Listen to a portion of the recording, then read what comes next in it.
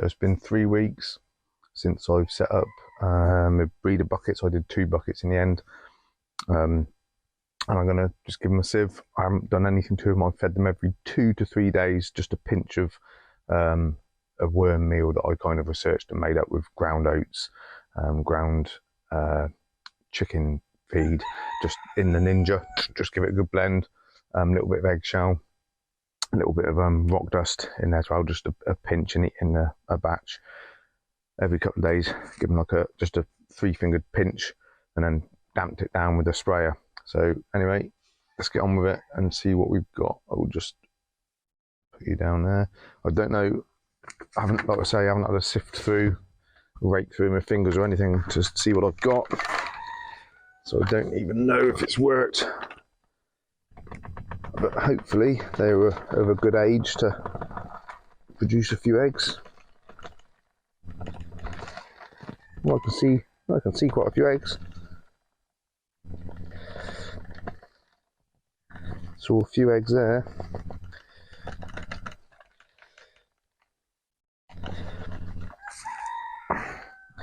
It's a bit.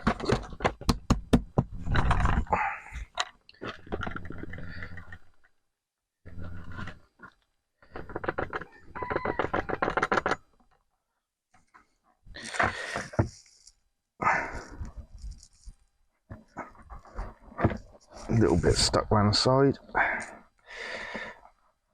I did find we had that really hot weather this week, and the worms in these buckets, they were in the shade, but it got to nearly 40 degrees down here, and they were all coming out on top. So I sprayed them just on top, on the plastic, on the sides of the bucket, so it ran down. Just gave them a good sort of dousing, just to keep them cool. And they seem to settle back down today. The heat sort of stopped day before yesterday. Well, I've seen a fair few eggs. I don't know if all the worms were of a perfect breeding age.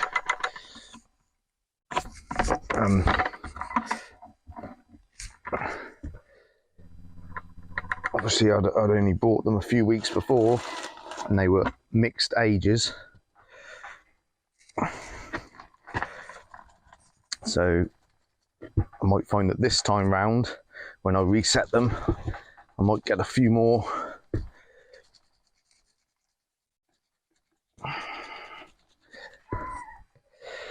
But there's a fair few eggs. I can just see a few on the surface here, so I'll just show you before I sift. Let's get a few out.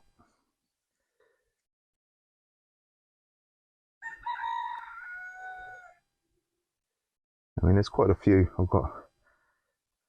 Let me just see if I can, don't know if you can see that little yellow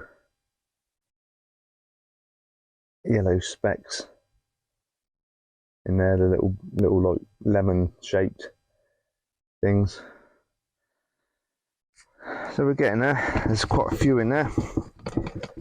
Just got to try and get this sift through.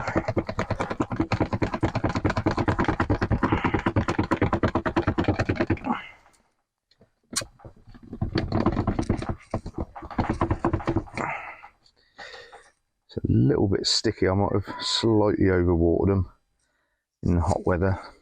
That's why it's not sifting perfectly, but it's going. I'll tell you what, the worms are now fattened up as well. Straight away I can notice that.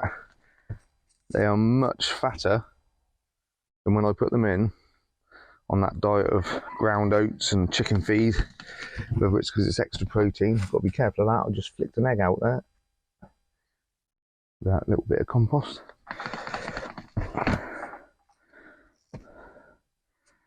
Bit of a seed growing there. I'll just gently rake through. I'm just going to plonk the worms into this bucket. And what I'm going to do is I'm going to sieve out all the worms from both buckets and reset them a few of these worms have gone through this sieve. It's the smallest sieve I've got. I'm going to have to get some better ones. It's about 1/4 inch, I think. But I shall reset the worms, and then I will put the eggs. I bought a little gardening tray, slightly shallower tray, and I'll put the eggs into there. I could just put them in my worm bin, in the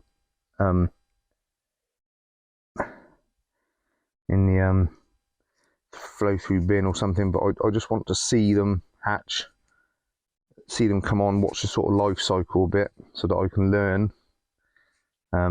You know, I do like to find out about these things when I take on a new hobby, so I just want to watch and learn,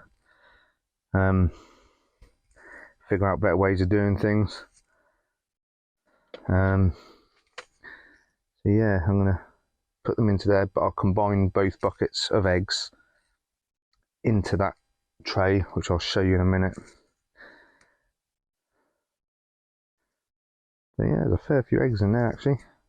Quite happy with that. I was a bit worried that the heat might have stressed them out a bit too much. I will have to have a little bit of a sift through, because some worms have gone through as well, so I'll just make sure I go and get those out. These little blighters. I'm going to sneak back in. That's it, there's no more worms in there. Make sure there's no eggs stuck on there, that's fine. So a couple of escapees there.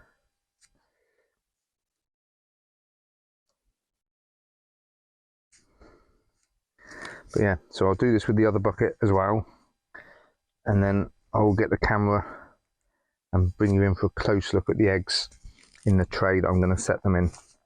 But just having a look through that, I don't know that you're going to see it in this light. It's a bit dark looking in there, but there's actually a fair few eggs, quite a few dozen I would think.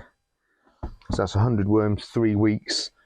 You know, in theory, there's so many different opinions on the internet, but in theory, if each worm can lay 1 to 2 cocoons a week, you know, I could have 300 cocoons in there, and that's quite feasible. I can see quite a few. So, you know, and each of those cocoons could have up to 6 eggs. You know, if I get 3 or 4 worms actually survive from each cocoon, then it's quite a quick way of bringing on your stock. So I'll get on and I'll sieve the other bucket out. I'll get those set into new buckets. I won't show you that because I've shown you already in the first part of the video, but I'll then show you the little tray I'm putting the eggs into to hatch out, and we'll go from there. So this is the tray that I bought. It's just like a garden tray that you would buy, I don't know, to pot up into or whatever. It's I can't think of the make of it. Gardena or something, I think it might be called. £10. You see them in all the garden centres in the UK. So that's 2 buckets of eggs tipped into there. So that's giving me a layer, a couple of inches, 2.5 inches thick, which will be enough. It doesn't need a huge amount of bedding. Obviously, this is all vermicompost now because the worms have been in it for 3 weeks and have sort of worked their way through it and been fed. So it'll have all the good sort of bacteria and stuff in it for when the worms hatch. I'm very pleased with the amount of eggs I've got. I mean, there's just an egg sort of every inch really. What I'll do is I'll bring the camera in and just sort of give you a quick look, but there's a lot of eggs, so I'm actually quite happy with that. What I'm going to do is basically get an old compost sack and just lay that over the compost, just because I'll keep it down here, down the farm, just to stop any birds and things getting in and nicking the baby worms, because I'm just going to keep them up on the shelves here in the compost shack. So that's what I'll do. I'll put a couple of little bits of wood on top just to hold that down, and when they hatch I will give them a bit of a feed, bring them on, and I can kind of do whatever I want with them then. I know I said I wasn't going to build any more worm bins, and I'm not at the moment, but I do have access to horse manure. I've got local stables and things, people I talk to, and I'm thinking of making an outdoor bed, maybe like sort of 3-4 foot wide with some 2 foot high bits of ply, and start at one end and sort of work them along. So I think what I might do is I'll keep doing this through the summer, see how many worms I get, and I'll maybe make an outdoor bed just on the soil, because what I'm thinking is they can come and go as they please. If they want to leave and go out into the veg garden, then all the better. So in my veg garden, it's going to help with the fertility of the soil. All my beds have got compost on, and all my paths are wood chip. So if they want to go out and live there, then that's fine. But I'll then have an outdoor bed, which will produce even more vermicompost. I'll have to keep it shaded, but it'll actually be right in the centre-ish of the veg garden, and will just help keep the population of worms in the veg garden right up as well. But I'll turn the camera around and I'll give you a close-up view of sort of what I've got here. Right, so I hope that you can see this. So lots and lots of little worm eggs, and there's darker ones as well that you can't see quite so clear. They go like a dark red. I mean, there's just lots of eggs. I'm quite happy to sort of pull through it. And there's just eggs dotted about everywhere. I mean, I can see 5 or 6, 7, 8, 9, 10 just in that little handful I pulled back there. So, you know, there's little eggs all over the place. So, I mean, hopefully, because some of those worms may not quite have been a breeding age, so I've sifted the worms out, I've reset them back in the buckets with fresh compost, and hopefully